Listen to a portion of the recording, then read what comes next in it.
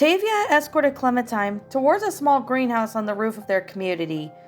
Their plants were growing. Clementine did find it to be impressive that they were about to grow plants in still to this day and age. If only this place could be run by a better leader. Stay in here. I'm going to get Reggie, and don't touch anything at all, Tavia ordered, leaving the greenhouse and closing the door behind her. After she was alone, Clementine observed the greenhouse and looked around slightly, but did not touch anything like Tavia ordered. At least she'd be working with Reggie. She then looked down and noticed that Sarah was sitting at the corner of the greenhouse, cradling herself in her arms and that were around her knees. Hey, Clementine greeted. You okay? Carly stood up for me, Clementine, Sarah said, feeling somewhat guilty that Carly could have been hurt because of her, or worse. I wish I hadn't talked. Carly wanted to help you. She did this to help you. She's not mad, Clementine assured. Don't worry, Carly's a lot tougher than she looks.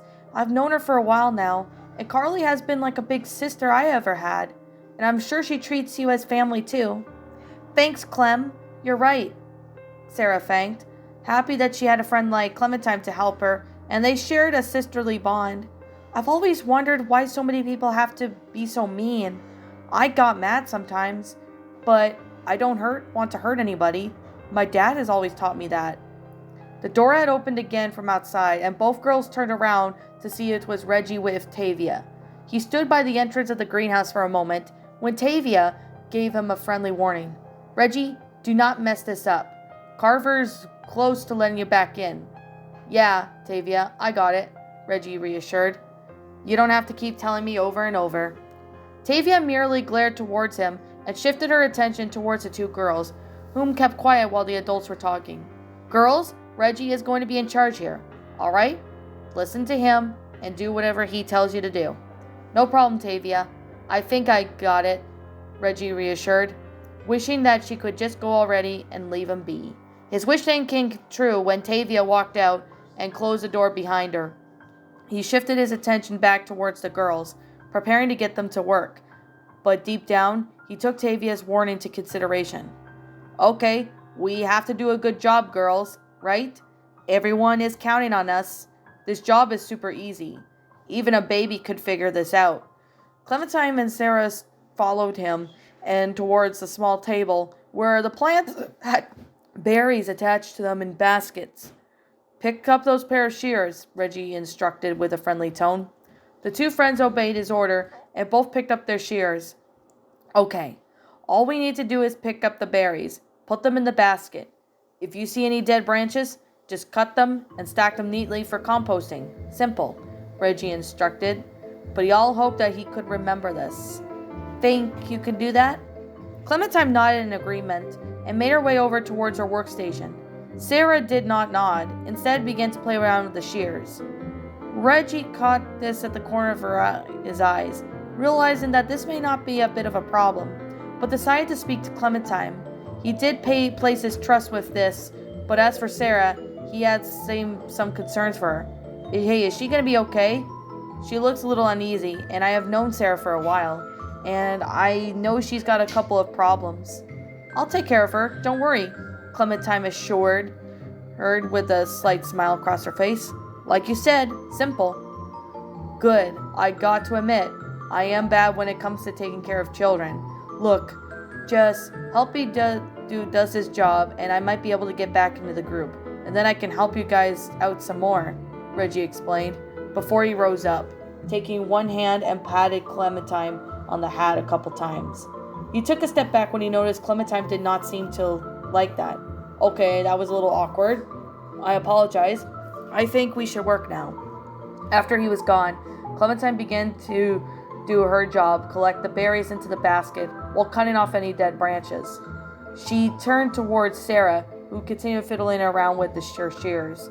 Clementine did need to do her own work, but she did not want to leave her alone.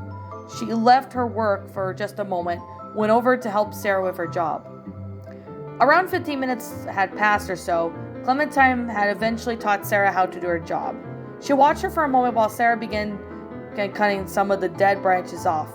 This isn't hard, you know, Sarah. I know it's not hard, she replied. A worried expression rose across her face. I just didn't want to do a bad job. Reggie had approached the two to check up, but froze in the steps when he saw Carver marching towards the greenhouse. Oh shit. He shifted his attention back towards the girls, and fear spread down his spine when he noticed one of them did not finish their work. In fact, she didn't even start. Clementine, you didn't do any of your work? Oh man. You told me to help Sarah, remember? Clementine reminded him. Oh no, Sarah gasped. Carver marched over to the greenhouse, causing the trio to move back in fear. Just I thought I would come up here and check on the progress. He shifted his gaze towards Clementine's workstation and noticed those plants had not been touched yet. And he had one person to blame for this. Reggie, what the hell is this? Bill, it's just Reggie stuttered, nervously rubbing the back of his neck with his hand. I want an explanation, not an excuse, Carver demanded. Yeah, Bill, I know, it's just with one arm. It's just not easy. Reggie was in loss of words of fear of this punishment, preventing him from speaking properly. Clementine felt responsible for getting Reggie into trouble. Like this had to defend him before Carver would do anything that he would not regret. Mr. Carver, it was my fault. Nah, this ain't your fault. The only one to blame here is the one in charge, Carver explained, staring evilly towards Reggie with his frightening face, causing him to take a couple steps back. Girls, go outside for a moment, will ya? Reggie and I need to have a little chat. Clementine and Sarah obeyed his order and walked out of the greenhouse, leaving Reggie alone with Carlos. The two hoped that their actions would not cause Carver to keep Reggie in the yard any longer, or worse, punish him by pulling his other arm off. Carver was crazy, and to get on his bad side was a mistake no one wanted to make. He already killed Walter and Alvin, and who knows how many unnamed people he's killed. The two waited outside for a couple of moments until the door to the greenhouse had suddenly bursted open, where a panicking Reggie was forced back by Carver over towards the edge of the roof, for losing and breaking his point of having to be put up with Reggie's mistakes. Carver grabbed him by the scruff of his clothes and yelled in his face, I gave you too many chances, you piece of shit. Can't even handle a one simple frickin' cutting job? Let's see if this will make you learn. Clementine watched in shock as Carver pushed Reggie off the edge of the roof. I could only watch he pummeled towards the ground. His scream stopped at the same time that the sickening thud was heard down below. She ran towards the edge to see Reggie lying motionlessly on the ground, blood smearing out of his cracked skull. Carver had just committed a murder. Carver showed no remorse for Reggie's death and merely watched as he looked down towards the ground. Weakness, incompetence, failure. It puts us all at risk.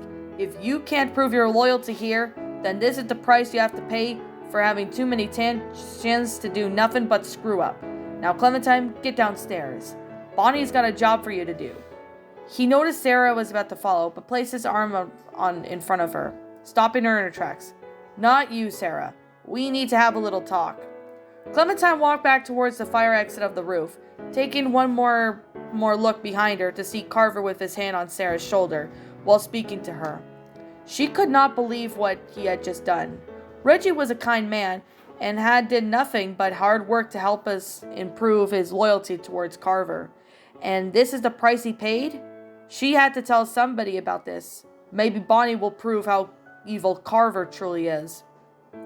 Meanwhile, in many of the small shopping stores outside the community, Lee and Mike had been put to work inside. And so far, this seemed to be going off at a great start.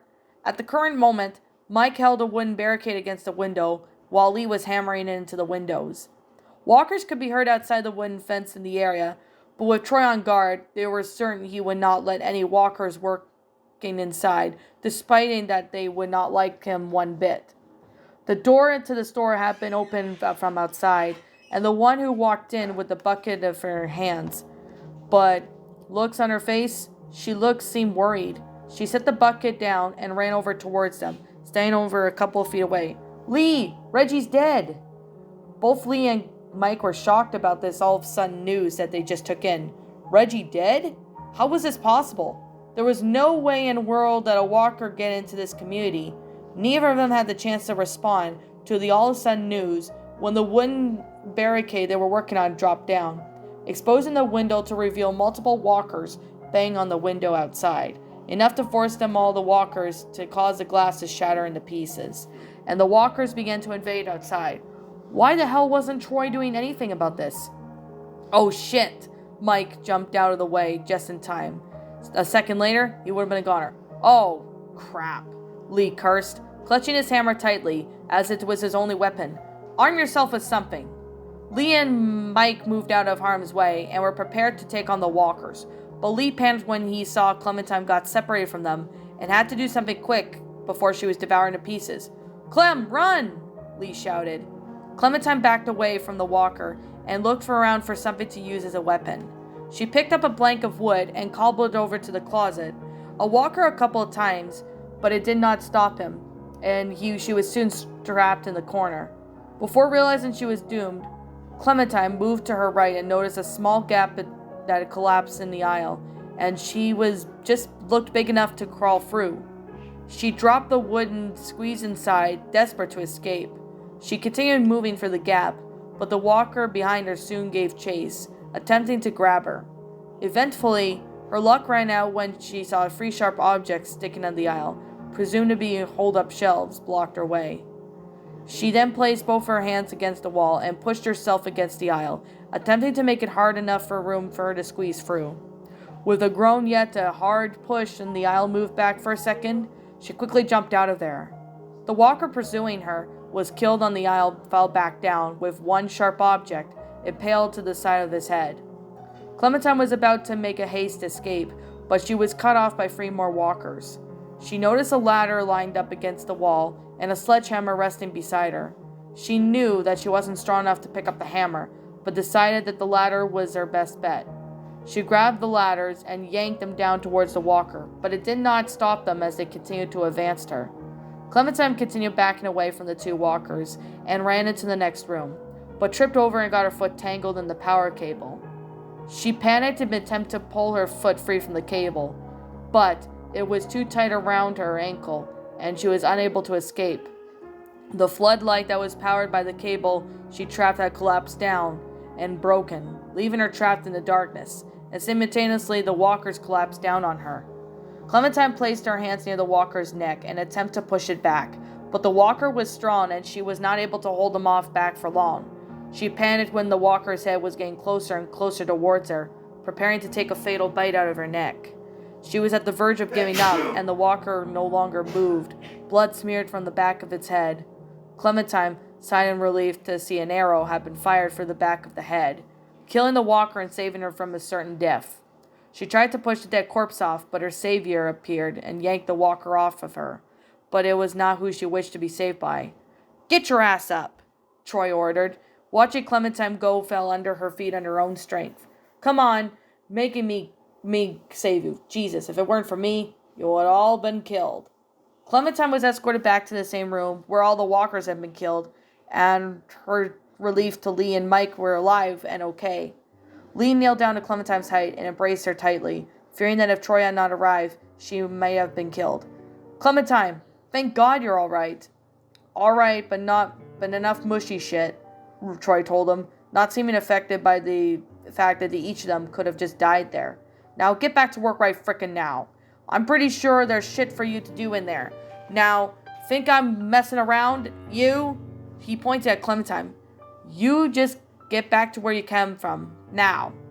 "Hey, don't you frickin' speak to her like that," Lee shouted, not afraid when it comes to protecting his adopted daughter.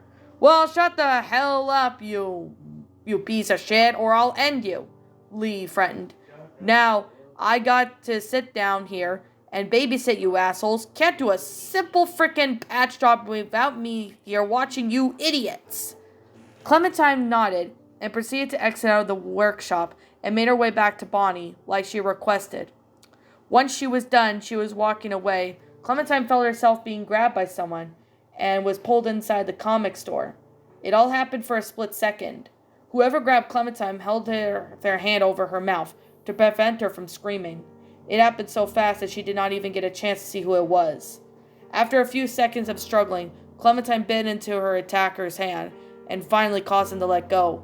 She swiftly jumped around to see the figure shaking their hand, to ease the pain. Ugh! Stop! Clementine, it's me! Clementine gasped when she saw a familiar face. Luke? Yes, Luke gasped, before he kneeled down to her height, while examining his hand to make sure that she did not leave any fatal injuries. Jesus, man, you frickin' bit the hell out of me. I think you might have pulled out some skin. I came out all this way without sleep or food. Sneak in here. You think this is the thanks I get? Perfect.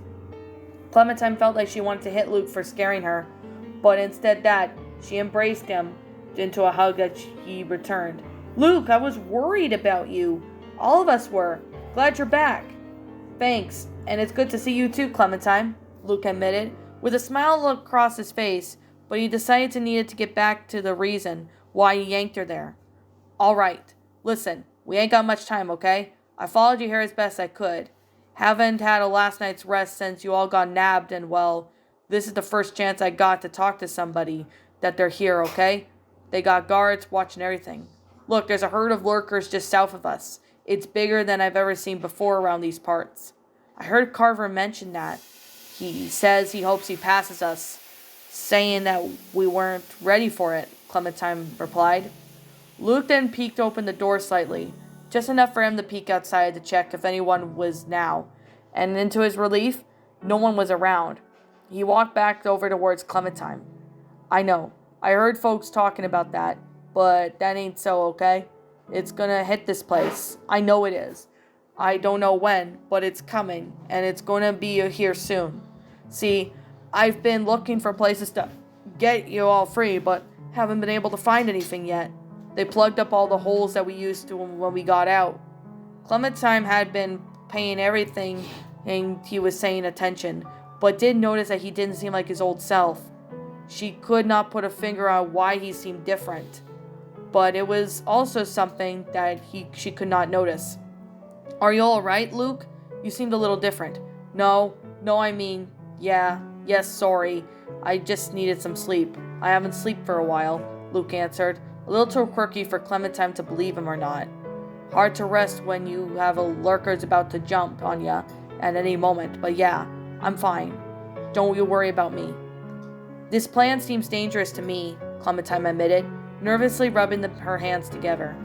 Well, this whole situation's dangerous, but we're all in it now. It's all we got. Luke reminded her, pacing up and down the room to help him thank him in his current state. We need a plan. You know, a way to get you and everyone out. He fell silent again, looking as if he was on the verge of passing out from lack of sleep. Clementine turned towards the exit when she saw he had passed again. Her luck lasted when no one had yet to decide to come and investigate. She had to make this quick now. Luke? Oh, so sorry. Luke dazed out from his tired sleep state and hurried back towards Clementine. Shit, okay. Troy ain't gonna like you be this late. He kneeled down towards Clementine's height while quickly discussing the plan. Listen, Clem, I need you to meet me here tomorrow about this time. Because I need you to get me one of those radios, okay? Do you think you could do that? Just one of those walkie-talkies. I just need to be able to tell you what's going on with the guards, you know. I'll figure out the schedule their patrols are on. I mean, they are smart all over the place, but I can keep an eye on them for you. On the lookout. Look, we ain't going to be able to shoot our way out if there is, so be careful. We just gotta be smart, okay? We got a plan. That radio is crucial to that. Where can I get one? Clementine inquired, having yet to learn the layout of this place because of everything was located. I think they keep them in the stockroom. I ain't too sure though, Luke admitted. Clementine crossed her arms together and nodded in agreement every sentence he said. Just keep your eyes out for the charging station. They put most of them back there at night. Remember, you meet me here by tomorrow, Luke instructed. I'll try to be here and around this time, but if I ain't, just wait as long as you can, because I really need one of those radios. Just let everybody know I'm alright, okay? I'm worried that, Clementine! Troy had just shouted from the other side, startling the both of them, leaving them worried that someone could have been listening the entire time, if he knew she was in there. Get the hell out of there where I can see you right now! Luke felt somewhat relieved when Troy did not mention his name, meaning that he did not know he was there. Go on, Clem. Get out of there. Clementine obeyed his request and made her way outside. Luke went in to hide just in case. Troy had looked around inside. She was walked around into the walkway, where Troy was waiting for her, armed with his AK-47. "What the hell were you doing, huh?" he inquired. "Answer me, girl." Clementine did not answer his question. Unable to think of the excuse, she merely shrugged it off and remained silent. "You're even stupider than Sarah," Troy admitted, knowing that he was not going to get an answer out of there. "Just go back to what you were heading, and don't frickin' go in there again. You hear me? It's off limits." Clementine obeyed and practically ran back inside the building, secretly praying that Luke could keep himself out of harm's way and out of his sights. He had to tell the others as soon as possible that once they were inside again in the yard, this was the perfect opportunity to get out of this place now, and if they take it a while, they still had the chance.